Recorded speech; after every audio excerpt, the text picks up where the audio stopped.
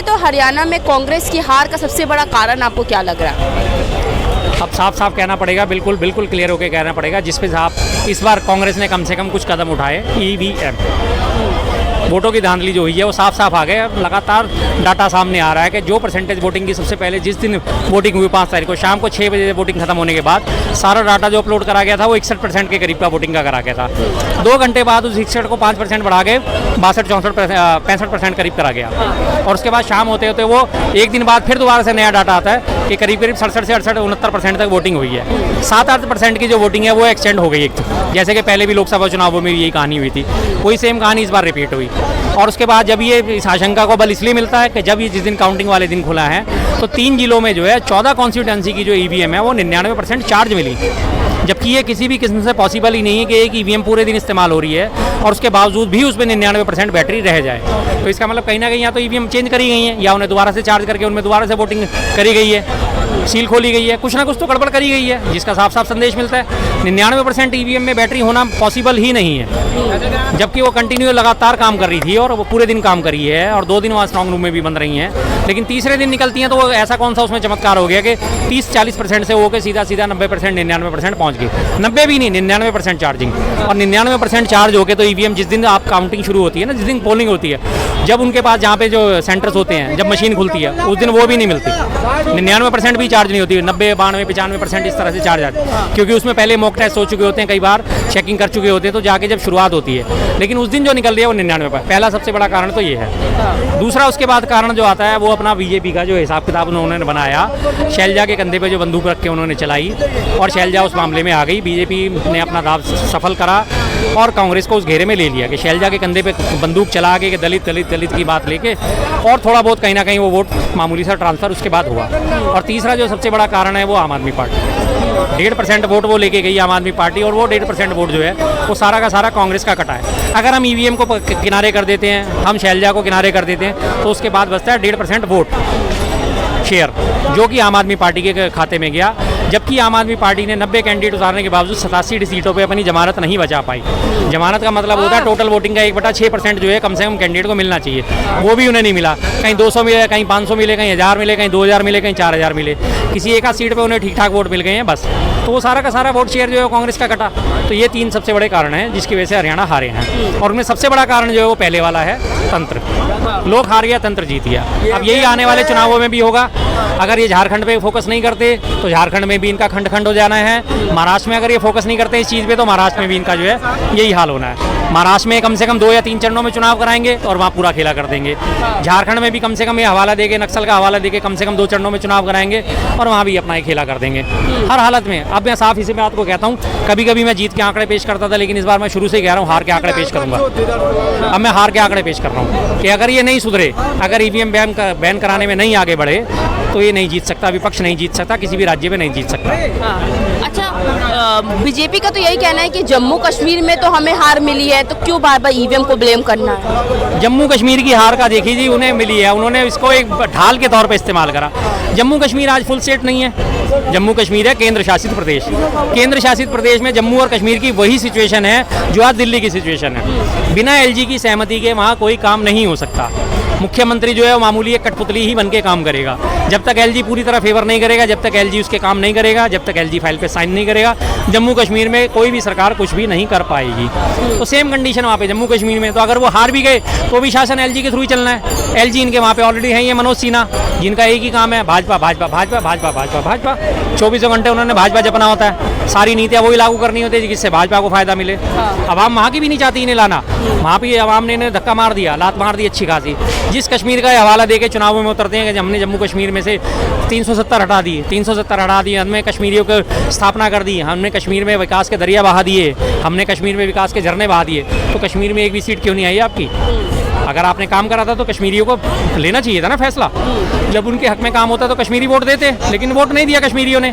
सीधी सी बात है, इन्हें बाहर का रास्ता दिखा दिया। इसका मतलब कश्मीरी आपसे खुश नहीं है और आपने सिर्फ काम करा है तो जबानी काम करा है, जबानी जमा खर्च करा है, हकीकत में आपने कोई काम नहीं करा। हकीकत में करा होता तो आज जम्मू कश्मीर जो है आपको कहीं ना कहीं कोई इक्का दुक्का 2-4 सीटें तो दे ही देता कश्मीर।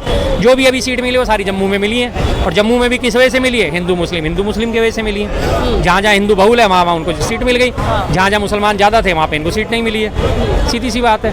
अच्छा, बीजेपी का कहना है कि राहुल गांधी को एलओपी के पोजीशन से हटा देना चाहिए, नहीं तो इसी तरीके से हार मिलती रहेगी कांग्रेस को। बेवकूफ़ आदमियों ने यही नहीं पता कि बीजेपी वालों को अच्छे भले संविधान के ज्ञाता हैं। संविधान में प्रावधान है कि जो सिटिंग पार्टी है और एलओपी जो लीडर ऑफ अपोजिशन वो पार्टी बनेगी या उस पार्टी का लीडर बनेगा जिस पार्टी ने कम से कम 10% सीट हासिल करी हो। तो 543 सीटों के हिसाब से हमारी जो आंकड़ा बैठता है वो 54 सीटों का बैठता है। कांग्रेस तो 99 सीट लेके आई हुई है।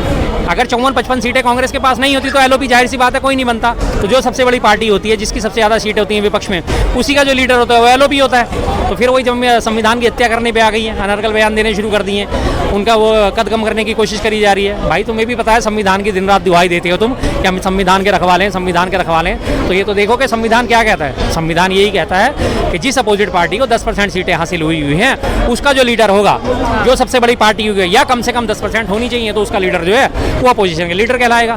तो आज की डेट में कांग्रेस के पास 99 सीटें हैं, डबल हैं, 20% वोट लेके शेयरिंग है उसके पास। तो फिर क्यों नहीं बनेंगे वो एलओपी? बनेंगे। तो अच्छा, क्या शैलजा कुमारी और हुड्डा के बीच में जो आपसी मतभेद थे वो भी एक कारण रहा है हार का कांग्रेस का? अगर तंत्र को एक किनारे कर दिया जाए, सबसे पहली बात मैंने उठाई तंत्र की, अगर तंत्र को एक किनारे कर दिया जाए तो दूसरा जो कारण निकल के आता है वो ये सामने निकल के आता है। शैलजा के कंधे पे बंदूक लगा के बीजेपी लगातार गेम खेलती रही और शैलजा ने एक बार भी उसका विरोध नहीं करा, एक बार भी उसको काटा नहीं। 12 दिन तक वो चुनाव प्रचार से दूर रही, इस चक्कर में कि नहीं मैं दूर रहूंगी तो मेरी जो है वेटेज बढ़ जाएगी, मुझे मुख्यमंत्री के तौर पे पेश कर दिया जाएगा। जबकि आलाकमान ने साफ कर दिया था कि जो भी कोई सांसद है वो मुख्यमंत्री नहीं बनेगा। तो फिर वो किस उसमें थी? उनके जो समर्थक हैं, जिनके समर्थकों को टिकट दिया गया, कितने टिकट जीते हैं वो? 10 या 12 सीट लेके आए हैं। अगर उसी बात को गुटबाजी को देखा जाए तो उन्होंने 19 या 20-22 टिकट मांगे थे, 22 में से 12 बंदे मुश्किल से उनके आए हैं। फिर क्या फ़ायदा? तो फिर ये तो अंदरूनी गुटबाजी को, अगर मैं कह रहा हूँ ना तंत्र को साइड में रख दिया जाए तो अंदरूनी गुटबाजी आती है। अच्छा, भूपेंद्र हुड्डा को भी एक तरीके से जिम्मेदार ठहराया जा रहा है हार के लिए, क्योंकि कांग्रेस की हाईकमान कह रही है कि भूपेंद्र हुड्डा भी जिम्मेदार है। देखिए, उन्होंने तो दोनों को आड़े हाथों लिया है। जबकि मैं इसमें चलो कांग्रेस आलाकमान क्या सोचता है और हम जमीनी लोग हैं हम क्या सोचते हैं, दोनों में चीज़ में फ़र्क है। उन्होंने यही कहा कि आपसी मतभेद जो है इनको बुला के काम करना चाहिए था। तो हुड्डा जी ने तो आपसी मतभेद बुला दिए थे। उन्होंने तो शैलजा के बारे में उनके गुट के लोग जब कह रहे थे कि कुछ भी, उन्होंने साफ कहा था शैलजा मेरी बहन है, उसके बारे में अगर कोई भी कुछ गलत बात कहेगा मैं नहीं सुनूंगा।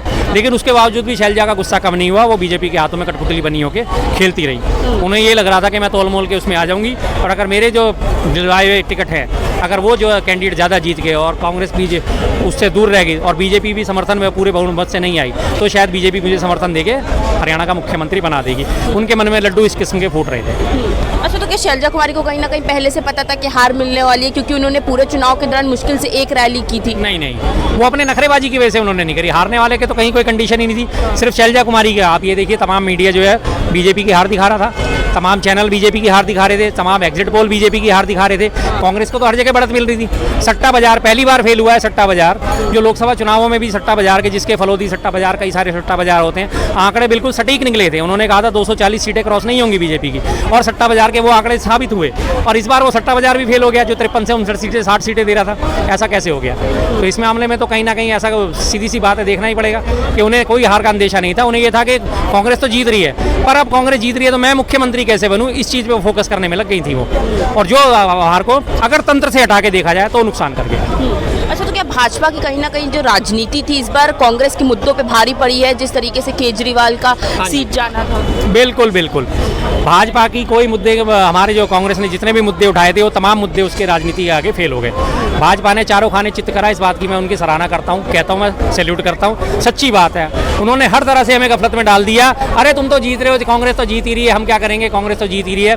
तमाम मीडिया चैनल, तमाम एग्जिट पोल, तमाम सबके सब लोग, पत्रकार, हर कोई यही दिखा रहा था कांग्रेस तो जीत रही है, कांग्रेस जीत रही है। और लास्ट एंड फाइनल उन्होंने अपना तंत्र चला के, जब मुख्यमंत्री नायब सिंह सैनी का बयान आता है एक दिन पहले कि हाँ हमने सारी व्यवस्थाएं कर ली हैं, हम जीत रहे हैं, हम सारी व्यवस्थाएं कर चुके हैं, हम जीत रहे हैं, हम जीतेंगे, हम सारी व्यवस्थाएं हमारी हो चुकी हैं, तो इनको तभी समझ जाना चाहिए था कि आपको इन्होंने पटखनी दे दी है। अब साफ साफ बात है कि विपक्ष को हर चीज़ को छोड़ के सबसे पहले एक ही मुद्दे पे केंद्रित होना पड़ेगा, ईवीएम हटाओ, देश बचाओ। अच्छा, कांग्रेस ने इलेक्शन कमीशन से बात करने की भी बात करी है, मीटिंग हुई है, क्या लगता है कुछ उपाय निकलेगा इसमें? देखिए, ठोस कुछ नहीं होने वाला इसमें।